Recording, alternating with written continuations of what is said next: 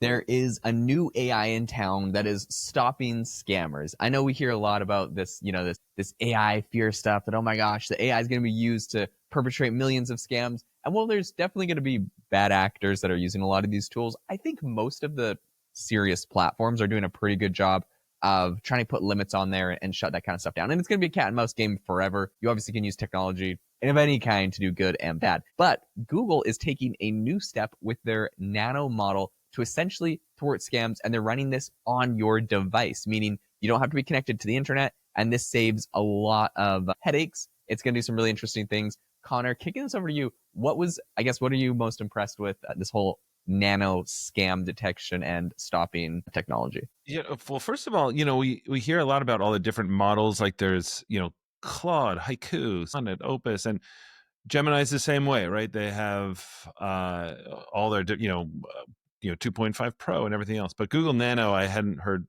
much about, or I just hadn't used it. But the question I get all the time, Jaeden, and you and I talk about all the time, is when people are skeptical, which is totally understandable. We should be skeptical of things where people will say like, well, isn't this just going to, ruin everybody's lives? Essentially AI, it can start scamming and it does that. And by the way, when I go out and I talk about this stuff, like one of the first things I say is that this is one of the big existential risks, right? With the fact that it can create fake videos, fake images, fake voice, everything like that. It's going to scam us like crazy, and personalization. Right. If you guys are anything like me, and Jaeden, you and I get these things too, right? These like scams are getting more and more personalized, right? I'm like, how do they know I live here? And how do they know I do this, right? So that's terrifying for folks. So this is why I loved this story, which came out either today or yesterday, Jaeden, I can't remember. But just the fact that Gemini is really, and Google is really focused on it. Because my answer to this is always, yes, of course, they have this great weapon, but we, the good guys, have a great weapon as well. And AI is being used to stop a lot of this stuff.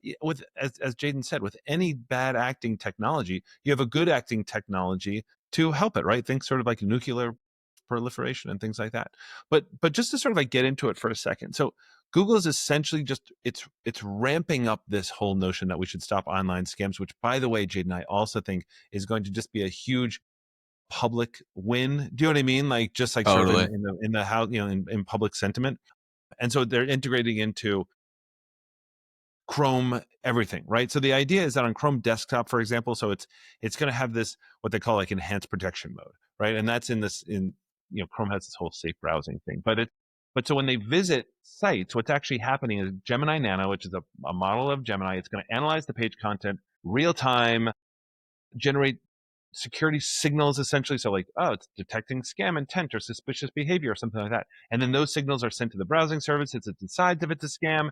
If so, Chrome warns the user. So at first it's supposed to just like block like, remote tech or remote, tech support scams and things like that, where like fake pop-ups try to trick users into, calling fake numbers, which by the way, like my mom just happened to her like recently. Now, This is what happens with our parents, right?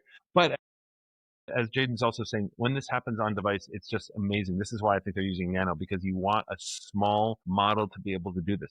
But the real time on device protection is huge. The other thing that it seems to actually be working, I just saw this one thing. Where was this? It said Google reports. Sorry, here it is. Google reports that AI systems have reduced scammy search results by 80% in some categories, such as airline customer service, impersonation. Oh my gosh, scams where they impersonate somebody. I can't talk. But Jane, this is the reason I like this, and the reason I wanted to bring it up today is that this is the kind of thing that actually means something to people every single day. If like, can this help me with all this scam stuff? Scam stuff is only getting worse. And if AI can, sort of swoop in and save the day, and you're using a model like Gemini, which is arguably the most powerful model out there, and it's not just a powerful model, but you're using Nano, which is a small model which can fit on device. This feels like it has real world implications that I find super exciting. yeah, so there's a couple things that happened this week that just are kind of blowing my mind. But I'll talk about this first and I'll reference another story. But what's interesting here, like you mentioned, it's on device. And it makes me think, something like this could definitely at some point replace all of these. We have like these virus softwares like McAfee and Right. Norton. yeah, Norton, like all those kind of things, which I'd feel like are largely just their own virus of people to uninstall them off your device anyways. But that's just me. Not sponsored by either of those companies, clearly. Yeah, they come pre-installed. Yeah, if we get a Norton sponsorship, I'll stop tearing into them. But so what's interesting to me though is I feel like these types of AI tools are going to start replacing that, right? Like if you have something like Nano that's literally on device, like what's the difference between an antivirus software? Like this thing technically can run through your computer if you give it permissions. It can look at what you're seeing if it has vision, and it can tell you what types of software things look like scams based off of an algorithm that it's been trained on. Like to me, this you could just train or fine tune one of these models to be that. And it's interesting because I wonder at what level McAfee or Norton or these other things like kind of have those tools, but now all of a sudden it's like just super easy plug and play. Their algorithms are kind of getting replaced by this. So that's one thing that I do think is interesting. And I do think it's a very important thing that they are on device because you don't need the internet. So if a scammer for some reason is calling your mom on the phone and tells her to disconnect the internet so he can make her get some do some nefarious things, then reconnect and whatever. Like there's all these shady things you can do. Having it on device will eliminate that, I guess, like security loophole, the on or off internet. So I think that's cool. But what's more interesting to me is that these AI models essentially are starting to replace like software that we had on device or things that used to just software would do them. And now all of a sudden the AI model is like replacing the algorithm. It's replacing the brain of what the software did. So I think that's interesting. And the other story that happened this week that kind of is making me think about this in a new way is that Elon Musk tweeted and said that on X, his social media platform, formerly Twitter, the algorithm is, he said, we're getting rid of our algorithm or we're just replacing it with Grok. And I was like, what the heck does that even mean? Like, how do you do that? And when you think about these things, like these algorithms, and Mark Zuckerberg has been saying it for like, I don't know, the last couple of years. He's like, look, over at Meta, we've been using AI for ages. Like your algorithm and how we get your timeline is just an AI algorithm. And so, but it's interesting to think that like when you say AI algorithm, I still just think a bunch of ones and zeros on a server. And I'm not like thinking about like a literal LLM technically is the same brain in a way. And so when you think about Grok, it's just like, okay, Grok, here's all the data that's ever been published on Twitter in the last 5 seconds. This is who the user subscribed to. This is what they've liked in the past. Which of these do you think they would like? And Grok's like, oh, they'd probably like this and this and this and this. And it's like, it's just interesting that we're like all of a sudden taking an LLM and making it run the algorithm or do the algorithm in a way. It's just so fascinating to me. Personalizing it.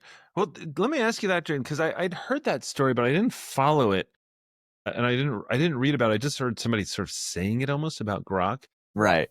What's the difference? I mean, is it the difference between using a large language model and not using a large language model? I don't know how much you have on this. We're sort of like just doing. We do everything on the fly, by the way. Just behind the scenes, Jaeden and I literally just do all this on the fly. We do very little prep and research and stuff like that. We know the topics, but sometimes when we go new, I'm like, oh man, can we talk about that? But have you seen much about that, Jaeden? Like, so I think one of the main differences between going for like their algorithm to this is technically they're both algorithms and they're both AI, but one of the big differences might be how easy it is to interface with. So sometimes algorithms can be a bit of a black box. And I was told at some point, so definitely hearsay on this, but like TikTok's algorithm was a bit of a black box. It was very hard for people to even understand like all of the reasons why it worked. They pretty much just said, hey, train like an AI model to keep people on the platform, keep them engaged. But like they don't necessarily know why it does everything it does all the time or recommends all the videos it recommends. I mean, allegedly, according to them, this is something that they'll probably say if they're like, why did I get recommended this video that's like horrible? And they're like, oh, it's a bit of a black box. We don't know. With something like Grok, it's like very literal and you can tweak the algorithm live. It's like, okay, I want everyone to, get videos that are going to keep them engaged. And it's like, okay, but like, let's lower the amount of like rage bait videos people get by like 20%. Okay, let's lower the amount of like you could probably in like a very real way interface and talk with it in a way that, I don't know, maybe an algorithm was trained a certain way and now it's like stuck that way and you got to retrain it, like retrain some sort of fine-tuned model to change it. Whereas Grok, it seems like, or any LLM, you could, I'm just hypothesizing here, you could probably just like change it on the fly with some prompts. So well, this is what I love about this too, is that the personalization of all this is amazing. I'm going to take us back to a super simple example. Like, in like ChatGPT, I was trying to get, I can't remember, I think I was posting about this. I was trying to get like a book recommendation, right? So Netflix just came out with this whole thing about like recommendations, which we can talk about later as well. But that's the thing, right? Like the more you can talk back to the system, it's huge, right? I mean, like, and so if this, because the other thing about this, Jaeden, about this coming back to the Gemini Nano scam thing, I was just looking up other kind of aspects of it. And one of the things is under user control. It says when a notification or website is flagged as suspicious, the users are given options to proceed, unsubscribe, or allow future notifications if they believe the warning was incorrect. And just to hover on that for one more second, the better and I just want to warn, and not that we have sort of like a ton of, geriatric old folks like listening to this, or people who might get scammed listening to this show necessarily, but just to sort of say, this has happened to me one time before where I was so sure. I'm like, no, but I know this person and it really does seem legitimate. And Google's like, dude, do not click on this. I'm like, but it's this guy and he's talking to me about something I know. And they're like, I'm telling you, don't click on it. Right. So I was like, okay, well, let me just give it a second. So I just wrote back. I'm like, hey, just want to make sure this is you. And the guy's like, that wasn't me. And I was Really? shocked, right? So, and this is somebody coming from me who I really pay a lot of attention to this. And the fact that it was coming from somebody I knew and his system got hacked, was talking to us about something that he and I would have talked about usually. And him say, it was as if you, Jaeden, had emailed me and said like, hey, Conor, listen, I know we're doing the podcast this Thursday or this Friday. Let's talk about this because this is a great topic. And I wouldn't have hesitated, right? Right. So, and when it says you should decide, I just want Google also to sort of think, let me tell you all the reasons why this might not be Jaeden. I know it looks like Jaeden. I know it sounds like Jaeden. I know the topic is Jaeden. But in the email, there's a little, in the metadata, I just want to flag. So I just want to, I'm hoping Gemini does this and doesn't just trust the user, because I think these things are just going to get more and more like this. You know what I mean? Yeah, as the scams get more elaborate too, you're going to need, because like that scam in particular that you mentioned, like they could hack into emails and they could have an AI model read through the email, know all the context, and send something that's most likely to get a link click. So yeah, the AI could be used for bad. So that's cool that Google's got that, got the other side of that. The other thing that Google is doing that I wanted to mention is they've launched a fighting scams in search report.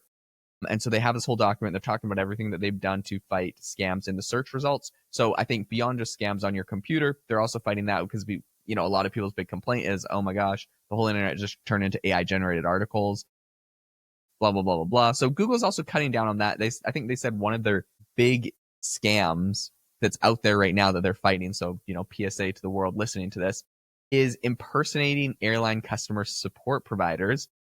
And they said that they've apparently reduced that scam by about 80% in the search results. But that's so fascinating. They're essentially just pretending to be your customer support for your airline. They make all these web pages that look like they're supposed to be from the airline. You click on them. The customer support one is really tricky.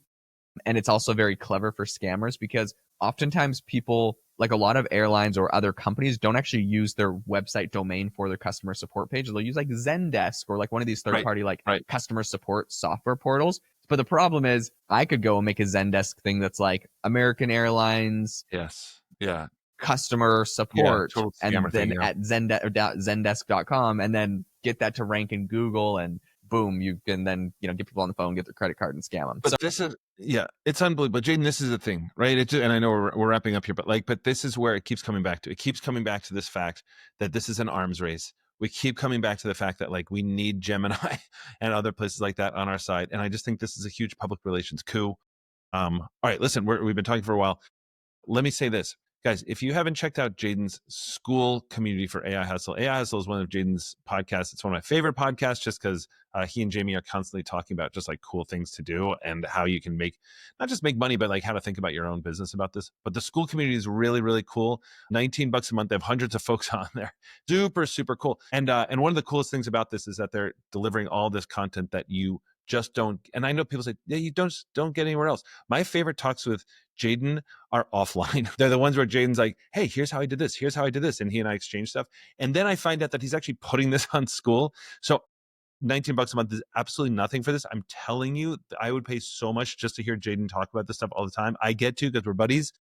But this is a way to get inside his brain. Go check it out on the School, SKOOL community. And we will see you next time.